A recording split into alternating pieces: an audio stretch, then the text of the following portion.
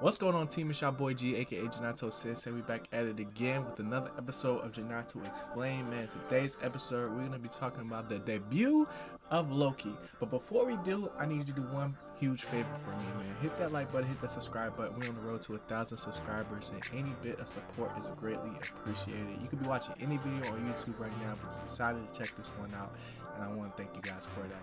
But without further ado, let's get into the video. All right, y'all. So Loki has finally dropped, man. Wednesdays are the new Fridays, and I'm super excited. Y'all know Loki is one of my favorite characters in like the MCU period. Finally gonna be able to see Loki's true greatness, bro, with this series. So start off, man, with this first episode. They brought us back all the way to 2012, man, or a different version of 2012, because we all know what happened in Endgame. Loki was able to get away, and now he's just out here and becomes a variant in time. So after escaping, he ends up getting picked up by the time variance authorities, man, and they're basically like the Men in Black of time.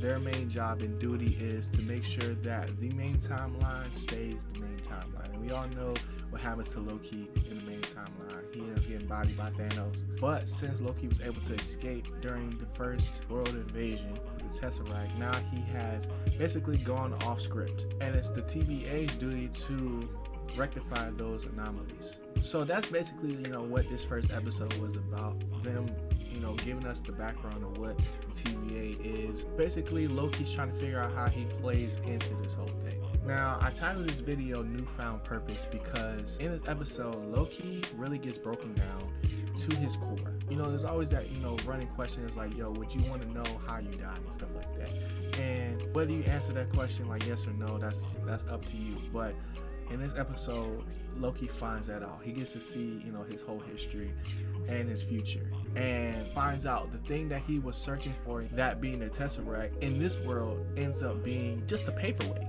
So going from, Infinity Stones being like the ultimate power in the MCU to finding out now really it's just time. It really has me hyped to see, what direction this show is going to take us, man, because this show opens the door to, a whole lot of different theories of not only just like the ultimate timeline, but how multiverse theory works in the MCU. Because, Loki gets frustrated in this episode because he's wondering, like, why is it that Avengers, go back in time and mess with the timeline, but when he benefits from that by, being able to escape, now he gets labeled as a variant.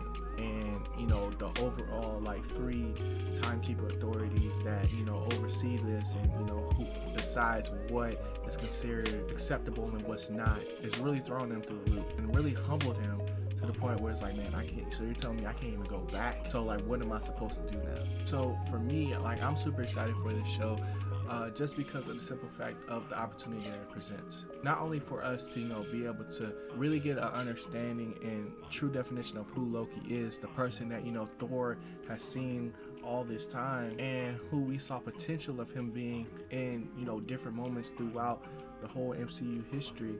I think he's going to reach his true potential with the Timekeepers, but it's definitely going to get some taking used to, not only because it's a nature versus nurture thing, like can you really nurture somebody to becoming their best self, or is their true nature still going to end up holding them back? And they pose that question within this episode. But I feel like the opportunity is not only there, but also for some really fun things to happen within this show.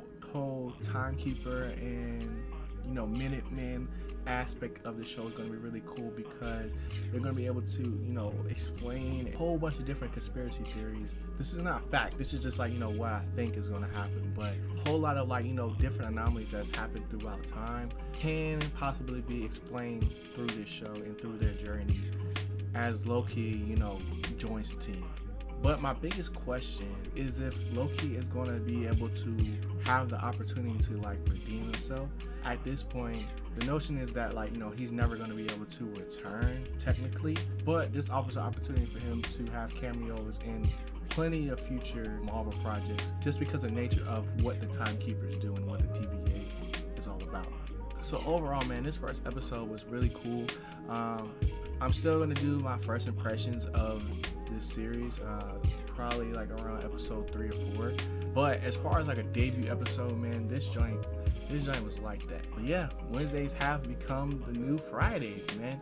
You guys can be expecting Loki content to drop, you know, the day after, like usually on a Thursday, until this series is basically over, man, because each episode is jam-packed, and I plan to handle it the same way that we did WandaVision and continue to giving out this content. So if you enjoyed this video, man, hit that like button, hit that subscribe button. We're on the road to 1,000 subscribers, man, and any bit of support is greatly appreciated. You could be watching anything on YouTube right now and you decided to check this video out, so I appreciate y'all, man, and I'm gonna head up out of here. Y'all know the vibes. Always keep it on, keep going. It's me, boy G. I'm done. Peace.